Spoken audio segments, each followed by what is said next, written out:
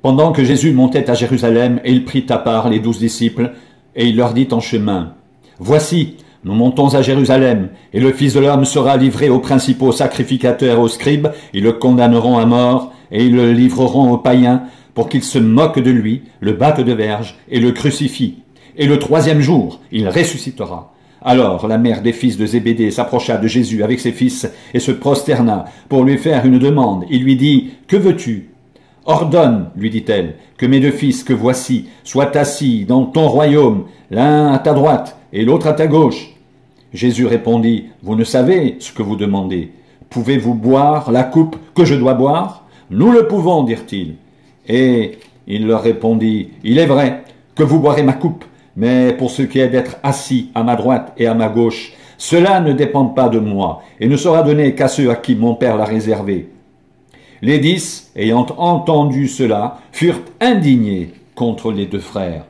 Jésus les appela et dit, « Vous savez que les chefs des nations les tyrannisent et que les grands les asservissent. Il n'en sera pas de même au milieu de vous, mais quiconque veut être grand parmi vous, qu'il soit votre serviteur, et quiconque veut être le premier parmi vous, qu'il soit votre esclave. C'est ainsi que le Fils de l'homme est venu, non pour être servi, mais pour servir, et donner sa vie comme la rançon de beaucoup. » Lorsqu'ils sortirent de Jéricho, une grande foule suivit Jésus. Et voici 2 aveugles assis au bord du chemin entendirent que Jésus passait et crièrent « Aie pitié de nous, Seigneur, fils de David !» La foule les reprenait pour les faire taire, mais ils crièrent plus fort « Aie pitié de nous, Seigneur, fils de David !» Jésus s'arrêta, les appela et dit « Que voulez-vous que je vous fasse ?» Ils lui dirent « Seigneur, que nos yeux s'ouvrent !» Ému de compassion, Jésus toucha leurs yeux et aussitôt, ils recouvrèrent la vue et le suivirent. Lorsqu'ils approchèrent de Jérusalem et qu'ils furent arrivés à Bethphagée, vers la montagne des Oliviers, Jésus envoya 2 disciples en leur disant « Allez au village qui est devant vous, vous trouverez aussitôt une ânesse attachée et un ânon avec elle, détachez-les et amenez-les-moi. Si quelqu'un vous dit quelque chose, vous répondrez « Le Seigneur en a besoin » et à l'instant, il les laissera aller. Or ceci arriva afin que s'accomplisse ce qui avait été annoncé par le prophète. Dites à la fille de Sion, voici ton roi, viens à toi, plein de douceur, et montez sur un âne, sur un ânon, le petit d'une ânesse. Les disciples allèrent et firent ce que Jésus leur avait ordonné. Ils amenèrent l'ânesse et l'ânon, mirent sur eux leurs vêtements, et le firent asseoir dessus. La plupart des gens de la foule étendirent leurs vêtements sur le chemin, d'autres coupèrent des branches d'arbres et en jonchèrent la route. Ceux qui précédaient et ceux qui suivaient Jésus criaient « Hosanna au fils de David, béni soit celui qui vient au nom du Seigneur, Hosanna dans les lieux très hauts ». Lorsqu'il entra dans Jérusalem, toute la ville fut émue et l'on disait « Qui est celui-ci » La foule répondait, « C'est Jésus, le prophète de Nazareth en Galilée. » Jésus entra dans le temple de Dieu. Il chassa tous ceux qui vendaient et qui achetaient dans le temple. Il renversa les tables des changeurs et les sièges des vendeurs de pigeons. Et il leur dit, « Il est écrit, ma maison sera appelée une maison de prière, mais vous, vous en faites une caverne de voleurs. » Des aveugles et des boiteux s'approchèrent de lui dans le temple et il les guérit. Mais les principaux sacrificateurs et les scribes furent indignés à la vue des choses merveilleuses qu'il avait faites et des enfants qui criaient dans le temple « Hosanna au fils de David !» Ils lui dirent « Entends-tu ce qu'ils disent ?» « Oui, leur répondit Jésus, « N'avez-vous jamais lu ces paroles ? Tu as tiré des louanges de la bouche des enfants et de ceux qui sont à la mamelle. » Et les ayant laissés, il sortit de la ville pour aller à Béthanie, où il passa la nuit. Le matin, en retournant à la ville, il eut faim. Voyant un figuier sur le chemin, il s'en approcha, mais il n'y trouva que des feuilles. Et il lui dit, « Que jamais fruit ne naisse de toi. » Et à l'instant, le figuier sécha. Les disciples qui virent cela furent étonnés et dirent, « Comment ce figuier est-il devenu sec en un instant ?» Jésus leur répondit, « Je vous le dis en vérité, si vous aviez de la foi et que vous ne doutiez point, non seulement vous feriez ce qui a été fait à ce figuier, mais quand vous diriez à cette montagne, ôte-toi de là et jette-toi dans la mer, cela se ferait. Tout ce que vous demanderez avec foi par la prière, vous le recevrez. » Jésus se rendit dans le temple Et pendant qu'il enseignait, les principaux sacrificateurs et les anciens du peuple vinrent lui dire, « Par quelle autorité fais-tu ces choses? Et qui t'a donné cette autorité ?» Jésus leur répondit, « Je vous adresserai aussi une question, et si vous m'y répondez, je vous dirai par quelle autorité je fais ces choses. Le baptême de Jean, d'où venait-il? Du ciel ou des hommes ?» Mais ils raisonnèrent ainsi entre eux. « Si nous répondons du ciel, il nous dira, pourquoi donc n'avez-vous pas cru en lui? Et si nous répondons des hommes, nous avons à craindre la foule, car tous tiennent Jean pour un prophète. » Alors, ils répondirent à Jésus, « Nous ne savons. » Et il leur dit, à son tour, « Moi non plus. Je ne vous dirai pas par quelle autorité je fais ces choses. » Que vous en semble, un homme avait 2 fils, et s'adressant au premier, il dit, « Mon enfant, va travailler aujourd'hui dans ma vigne. » Il répondit, « Je ne veux pas. » Ensuite, il se repentit et y alla. S'adressant à l'autre, il dit la même chose. Et ce fils répondit, « Je veux bien, Seigneur. » Et il n'alla pas. Lequel des 2 a fait la volonté du Père? Ils répondirent, le premier, et Jésus leur dit, « Je vous le dis en vérité, les publicains et les prostituées vous devanceront dans le royaume de Dieu, car Jean est venu à vous dans la voie de la justice, et vous n'avez pas cru en lui. Mais les publicains et les prostituées ont cru en lui, et vous, qui avez vu cela, vous ne vous êtes pas ensuite repentis pour croire en lui. Écoutez une autre parabole. Il y avait un homme, maître de maison, qui planta une vigne, il l'entoura d'une baie, il creusa un pressoir, bâtit une tour, puis il la ferma à des vignerons et quitta le pays. Lorsque le temps de la récolte fut arrivé, il envoya ses serviteurs vers les vignerons pour recevoir le produit de sa vigne. Les vignerons, s'étant saisis de ses serviteurs, battirent l'un, tuèrent l'autre et lapidèrent le troisième. Il envoya encore d'autres serviteurs en plus grand nombre que les premiers, et les vignerons les traitèrent de la même manière. Enfin, il envoya vers eux son fils en disant, « Ils auront du respect pour mon fils. » Mais quand les vignerons virent le fils, ils dirent entre eux, « Voici l'héritier, venez, tuons-le, et emparons-nous de son héritage. » Et ils se saisirent de lui, le jetèrent hors de la vigne et le tuèrent. Maintenant, lorsque le maître de la vigne viendra, que fera-t-il à ces vignerons? Ils lui répondirent, « Il fera périr misérablement ces misérables, et il affermera la vigne à d'autres vignerons, qui lui en donneront le produit au temps de la récolte. » Jésus leur dit, « N'avez-vous jamais lu dans les Écritures? La pierre qu'ont rejetée ceux qui bâtissaient est devenue la principale de l'angle. C'est du Seigneur que cela est venu, et c'est un prodige à nos yeux. C'est pourquoi, je vous le dis, le royaume de Dieu vous sera enlevé et sera donné à une nation qui en rendra les fruits. Celui qui tombera sur cette pierre s'y brisera, et celui sur qui elle tombera sera écrasé. » Après avoir entendu ces paraboles, les principaux sacrificateurs et les pharisiens comprirent que c'était d'eux que Jésus parlait, et ils cherchaient à se saisir de lui, mais ils craignaient la foule, parce qu'elle le tenait pour un prophète. Jésus, prenant la parole, leur parla de nouveau en parabole, et il dit, « Le royaume des cieux est semblable à un roi qui fit des noces pour son fils. Il envoya ses serviteurs appeler ceux qui étaient invités aux noces, mais ils ne voulurent pas venir. Il envoya encore d'autres serviteurs en disant, « Dites aux conviés, voici, j'ai préparé mon festin, mes bœufs et mes bêtes grasses sont tués, tout est prêt, venez aux noces. » Mais sans s'inquiéter de l'invitation, ils s'en allèrent, celui-ci à son champ, celui-là à son trafic. Et les autres se saisirent des serviteurs, les outragèrent et les tuèrent. Le roi fut irrité, il envoya ses troupes, fit périr ses meurtriers et brûla leur ville. Alors il dit à ses serviteurs, « Les noces sont prêtes, mais les conviés n'en étaient pas dignes. Allez donc dans les carrefours et appelez aux noces tous ceux que vous trouverez. » Ses serviteurs allèrent dans les chemins, rassemblèrent tous ceux qu'ils trouvèrent, méchants et bons, et la salle des noces fut pleine de convives. Le roi entra pour voir ceux qui étaient à table, et il aperçut là un homme qui n'avait pas revêtu un habit de noces. Il lui dit, « Mon ami, comment es-tu entré ici sans avoir un habit de noces ?» Cet homme eut la bouche fermée. Alors le roi dit aux serviteurs, « Liez-lui les pieds et les mains, et jetez-le dans les ténèbres du dehors, où il y aura des pleurs et des grincements de dents, car il y a beaucoup d'appelés, mais peu d'élus.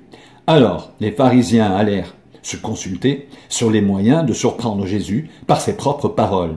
Ils envoyèrent auprès de lui leurs disciples avec les Hérodiens qui dirent « Maître, nous savons que tu es vrai et que tu enseignes la voie de Dieu selon la vérité, sans t'inquiéter de personne, car tu ne regardes pas à l'apparence des hommes. Dis-nous donc ce qu'il t'en semble. Est-il permis ou non de payer le tribut à César ?» Jésus, connaissant leur méchanceté, répondit « Pourquoi me tentez-vous, hypocrite? Montrez-moi la monnaie avec laquelle on paie le tribut. » Et ils lui présentèrent un denier. Il leur demanda « De qui porte-t-il l'effigie et l'inscription ?» « De César, lui répondirent-ils. Alors il leur dit, rendez donc à César ce qui est à César et à Dieu ce qui est à Dieu. Étonnés de ce qu'ils entendaient, ils le quittèrent et s'en allèrent. Le même jour, les Sadducéens qui disent qu'il n'y a point de résurrection vinrent auprès de Jésus et lui posèrent cette question. Maître, Moïse a dit, si quelqu'un meurt sans enfant, son frère épousera sa veuve et suscitera une postérité à son frère. Or, il y avait parmi nous 7 frères. Le premier se maria et mourut. Et comme il n'avait pas d'enfant, il laissa sa femme à son frère. Il en fut de même du second, puis du troisième, jusqu'au 7e. Après eux tous, la femme mourut aussi. À la résurrection, duquel des 7 sera-t-elle donc la femme? Car tous l'ont eu. Jésus leur répondit, vous êtes dans l'erreur, parce que vous ne comprenez ni les Écritures, ni la puissance de Dieu, car à la résurrection, les hommes ne prendront point de femmes, ni les femmes de mari, mais ils seront comme les anges de Dieu dans le ciel. Pour ce qui est de la résurrection des morts, n'avez-vous pas lu ce que Dieu vous a dit? Je suis le Dieu d'Abraham, le Dieu d'Isaac et le Dieu de Jacob. Dieu n'est pas Dieu des morts, mais des vivants. La foule qui écoutait fut frappée de l'enseignement de Jésus. Les pharisiens, ayant appris qu'il avait réduit au silence les Sadducéens, se rassemblèrent.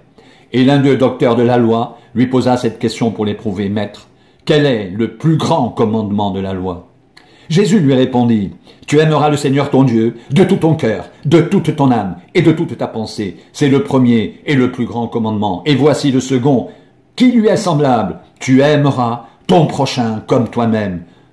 De ces 2 commandements dépendent toute la loi et les prophètes.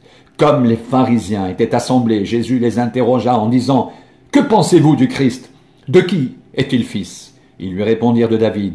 Et Jésus leur dit, « Comment donc David, animé par l'Esprit, l'appelle-t-il Seigneur lorsqu'il dit, « Le Seigneur a dit à mon Seigneur, assieds-toi à ma droite, jusqu'à ce que je fasse de tes ennemis ton marchepied. Si donc David l'appelle Seigneur, comment est-il son fils? » Nul ne put lui répondre un mot, et depuis ce jour, personne n'osa plus lui proposer des questions.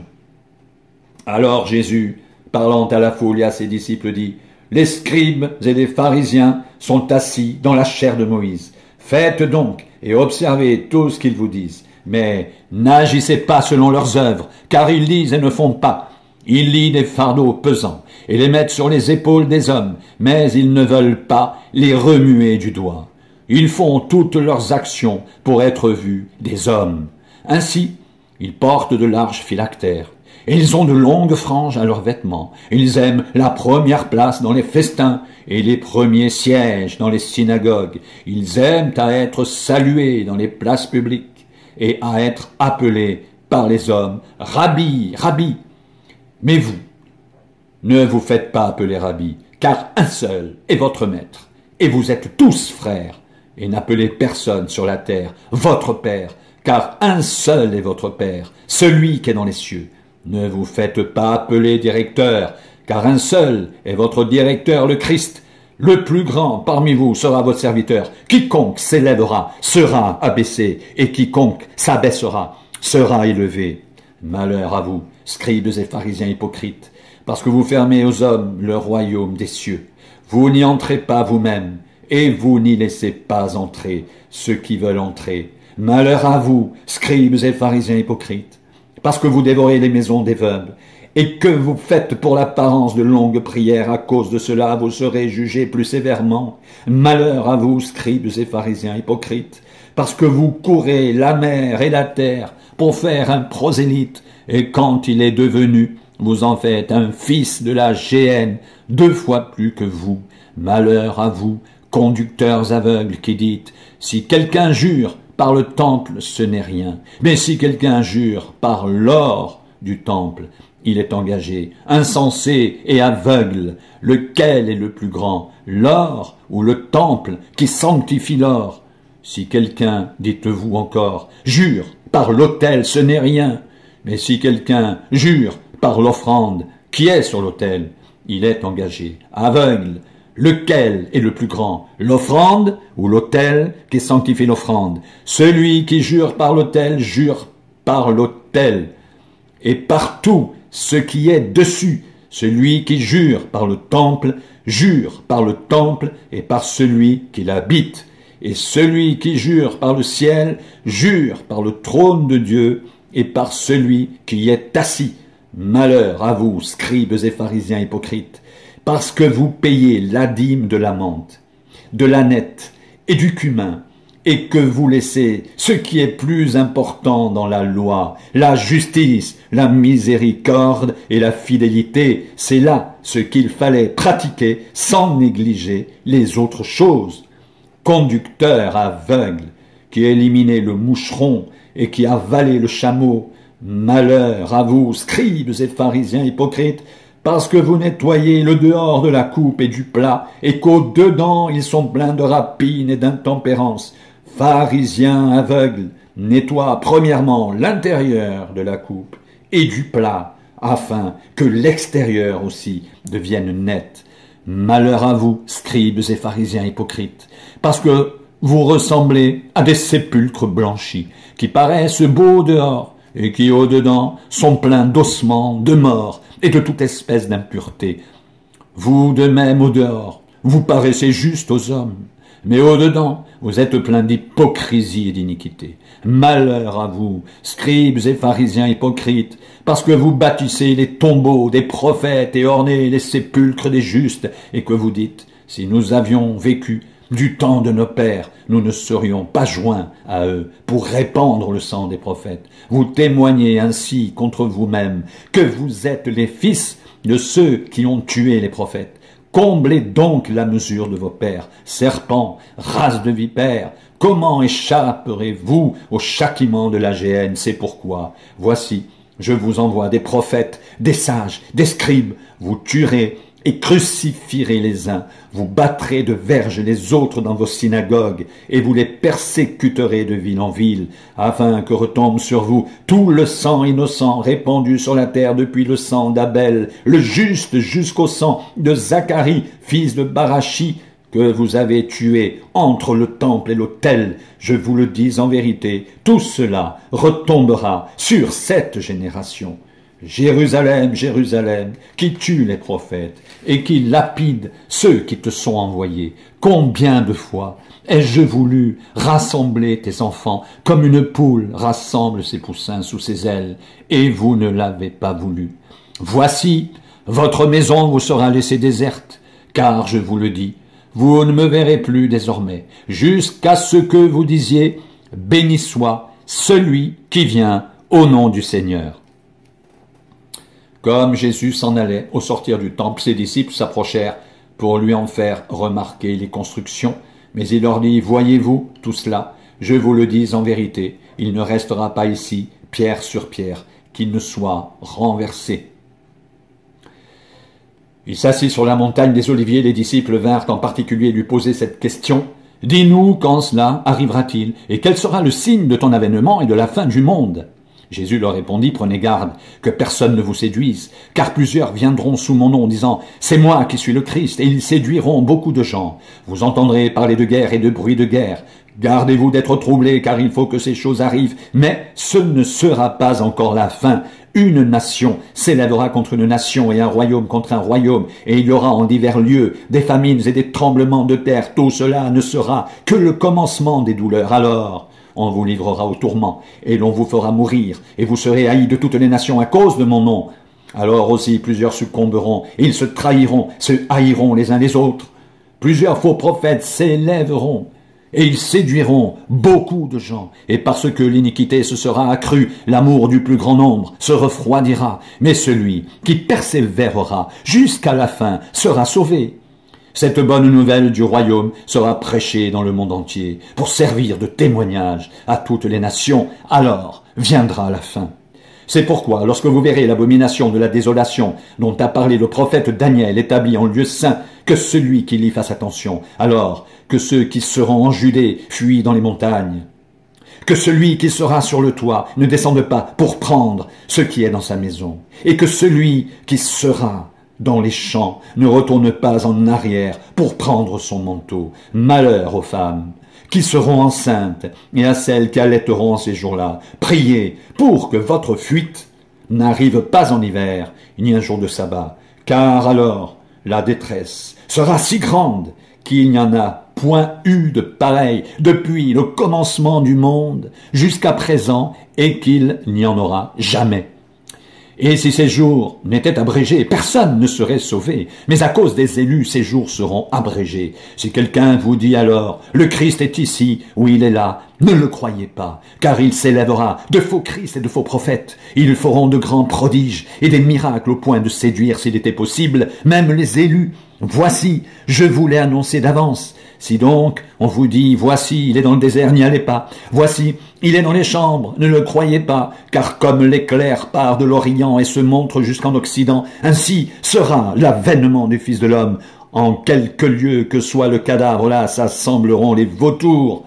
Aussitôt après ces jours de détresse, le soleil s'obscurcira, la lune ne donnera plus sa lumière, les étoiles tomberont du ciel, et les puissances des cieux seront ébranlées. Alors, le signe du Fils de l'homme paraîtra dans le ciel. Toutes les tribus de la terre se lamenteront et elles verront le Fils de l'homme venant sur les nuées du ciel avec puissance et une grande gloire. Il enverra ses anges avec la trompette retentissante et ils rassembleront ses élus des quatre vents d'une extrémité des cieux à l'autre.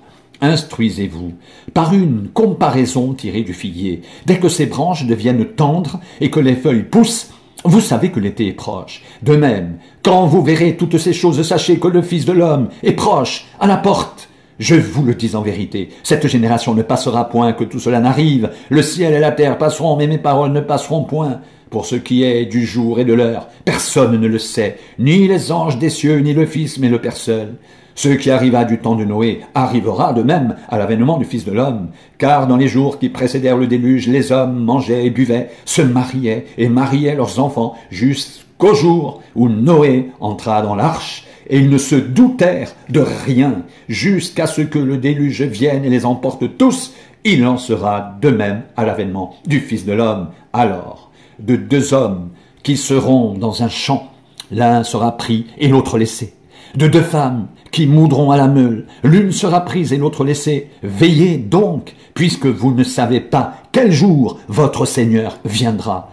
Sachez-le bien, si le maître de la maison savait à quelle veille de la nuit le voleur doit venir, il veillerait et ne laisserait pas percer sa maison. C'est pourquoi, vous aussi, tenez-vous prêts, car le Fils de l'homme viendra à l'heure où vous n'y penserez pas. Quel est donc le serviteur fidèle et prudent que son maître a établi sur ses gens pour leur donner la nourriture au temps convenable? Heureux ce serviteur que son maître à son arrivée trouvera faisant ainsi. Je vous le dis en vérité, il établira sur tous ses biens. Mais si c'est un méchant serviteur qui dit en lui-même « Mon maître tarde à venir », s'il se met à battre ses compagnons, s'il mange et boit avec les ivrognes, le maître de ce serviteur viendra le jour où il ne s'y attend pas et à l'heure qu'il ne connaît pas, il le mettra en pièces et lui donnera sa part avec les hypocrites.